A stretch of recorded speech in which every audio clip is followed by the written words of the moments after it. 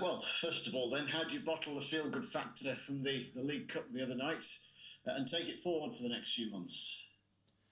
It was a good performance from us on the evening. Really pleased how the boys acquitted themselves against a very good championship team. But it's done now, mate. You know, we're looking forward to Saturday's game against a team that I think everyone probably has down to be in and around that top zone come the end of the season. I feel like they've got some really good individuals in their team. They've recruited very well, so it's going to be a difficult game. So yeah, we've moved on sort of way quickly from it. Yes, we enjoyed it on the night, but we brought the players back sort of way down to earth when they came in on Thursday morning, and our focus has been nothing but solely on Wycombe since then.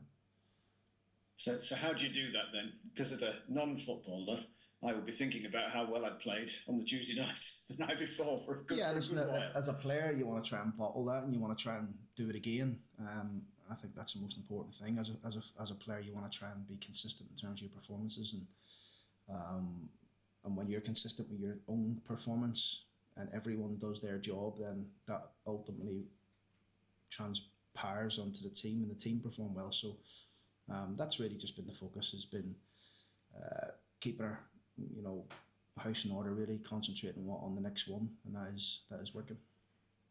In terms of kind of squad building, what did that match at Middlesbrough say to you about the strength of the squad to have made so many changes, and the results are what they are? Still very strong.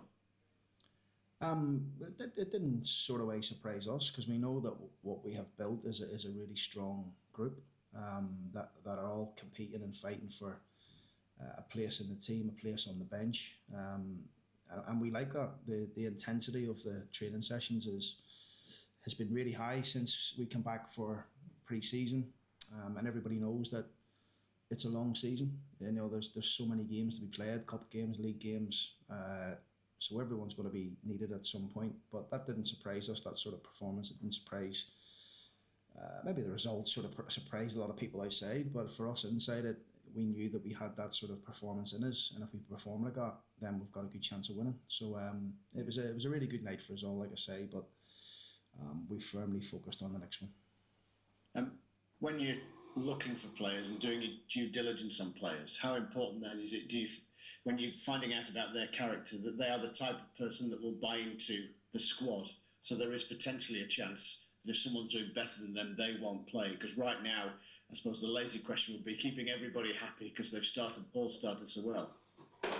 Yeah, like recruitment's huge in terms of it's a massive thing that we speak about all the time as a staff, whether it's coming to the end of this window, heading into January, or end of season when some players' contracts we're always in dialogue about that, and always planning ahead. So I think we've got really good at that in terms of that, in terms of our keeping that all in check, really, and regular meetings and catch up. So that's been good. But keeping players happy is the toughest part of management. But when you talk about characters and people who understand what we're trying to do, that's what we have in this group. We don't, mentioned before, we don't have anyone feeling sorry for themselves. They want the team to do well.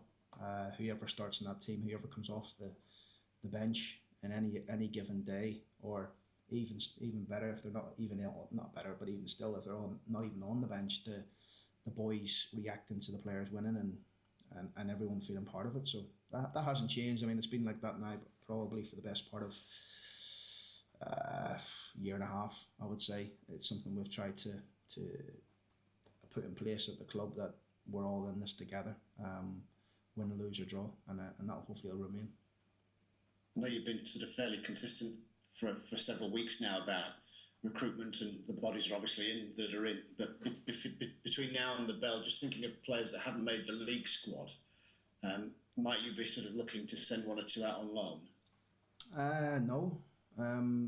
Like I said, I stand firm on that. We haven't been putting anybody in to say, get yourself away, or I'm happy with what we have. I'm not under any sort of pressure to let anybody leave. I feel like the squad's good. Don't get me wrong, if I get an inkling anyone's getting disappointed or down or grumpy or showing any signs of not being focused on what we're trying to do, then by all means I will speak to them. But at this moment in time, everyone's on board, everyone's happy to be a part of what we're doing. Because now you have that very happy dilemma, if I can phrase it like that, that there's a lot of players that can feel that they're worthy of a place in the 11. You know, Jay McGrath came back after missing the league game. Obviously, Middlesbrough, he's now back involved and potentially starting at the weekend. They could all start, Andy. Honestly, any one of the 23 first-team players that we have on the training ground today could all start in our team. So that's what we have. We prefer to have that. You know, we prefer to have a bigger squad. You've seen how important it was for us last season. It's going to be even more important a league up this season. So they're all fine for a place in the team. And as I always say, we'll pick the best team that we think is capable of going and beating the next opposition. If that means changes, then so be it. We're not afraid to do that because obviously each game is different, as you know, in this division, in any division really. So we've got to make sure we pick the right team for the next opposition. Just to check, Jamie Sterry had sort of had his operation. Is there a time scale, face mask and all, when he might be available for you? Well, he's been in the last couple of days, Jamie.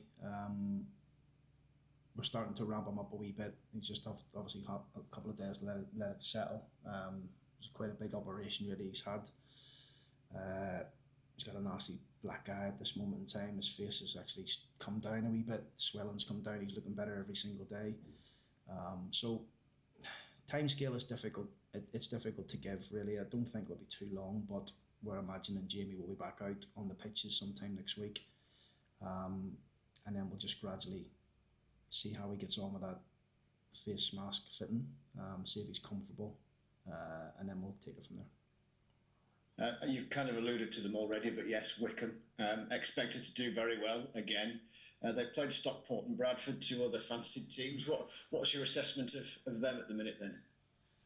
I think, obviously, listen, just what the manager says, really. I listened to his Mike's press conference yesterday, I think it was, and I think he's right. I think he's got a really good group, some very good players. I think they're obviously just still new into a new way of playing, which is obviously going to take time and always takes time. So, you know, I think from thinking back to the summer when some of the players were getting into work, I think everyone was going, that's a good signing, and we're no different. So we know they're a team that had a really good season last year, just missed out in the playoffs, and they'll be wanting to go one better for sure, given the recruitment and what they've spent there. So yeah, looking forward to the game. It's another good test for us against a top League One team.